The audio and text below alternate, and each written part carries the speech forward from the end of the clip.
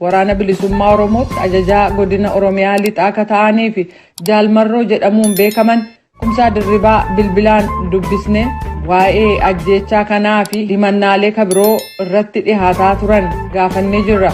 Waa'ee ajjechaa dheengadda Baaboo Gambeelitti raawwatame kan ilaaleen namoon gaaffii dhiyeesseef deebii kennuun jalqabu. Galatoomi namoo yoo ati ofuma kee akka gaazexeessaa tokkotti dhimma kana qulqulleeffachuuf gaafatte fi deebii kennata irraa ka hafe qaamni waraana bilisummaa Oromoo oofishaaliin maqaa dha'ee himate haga ammaatti hin jiru. Mootummaa ati jettu kun himate ABO shanee kan inni jedhu ka inni beeku yoo jiraate mootummaa jettu kanarraan gaafattee argattee ABO shanee kanarraa deebii argatuu ni dandeessa. Situu kana qulqulleeffachuuf na gaafata yoo ta'e akka waraana bilisummaa Oromootti kanaan duras ka dubbachaa ture har'as borus irra deebi'ee kan hin dubbadhu waraanni bilisummaa Oromoo kan inni qabsoo saba Oromoo qabatee sochiirra jiru har'a miti kaleessa miti waggoota 50 yerootti dhiyaatuuf jiruufidha qabsoo kanarra jira. Haala kana hundumaa keessatti dookumantariilee hedduu garuu booddeen isaanii soba ta'an waraana bilisummaa Oromoo irratti maqaa xureessiin dhiyaataa ture. Waraanni bilisummaa Oromoo ajjeecha akkasii keessaa takkaas harka qabaateen beeku harkas hin qabaatu.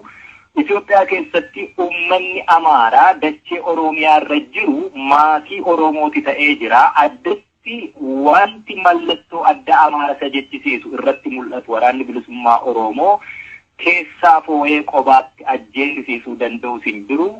Duuti ka adeemaa jiru Oromiyaa keessa qofaa miti guutummaa biyyittii Itoophiyaa jedhamtu kana keessatti. Duuti kuni ammoo akkaataan itti ta'uutti jiru isinis warri gaazexeessitootaa yeroo hundumaa ni dhageessu uummatarraas jedhee ni yaada. Sadarkaa mootummaatti warra jedhee qabsoo bilisummaa sabaa hafee amma aangoorra jiruun shoorraa yerootti waan dubbatamu ni dhageessu. Nama aangoo barcuma siyaasaa hagana gahu qabu uummata miiliyoona 100 olii bulchu jetturraatii hin barbaachisne jechoota dhagahamani. Ka akka Shimallis Faatii, ka akka Dammaqaa faa, ka akka Fiqaaduu faarraa Abiy Ahmed mataasaa dabalatee waan isaan jedhan ni dhageessu jechuudha. Kun hundumti walitti dabalamee walitti hidhamee ajjechaalee har'a Oromiyaa fi bakkoota birootti adeemamanii hundaa fi gaafatamummaa warra qaban.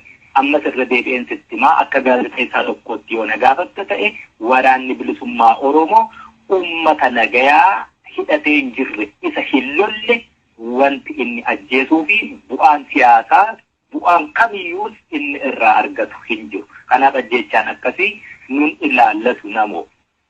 Jiraattonni hidhannoo hin qabne yookaan siiviliin duun beekamaadha.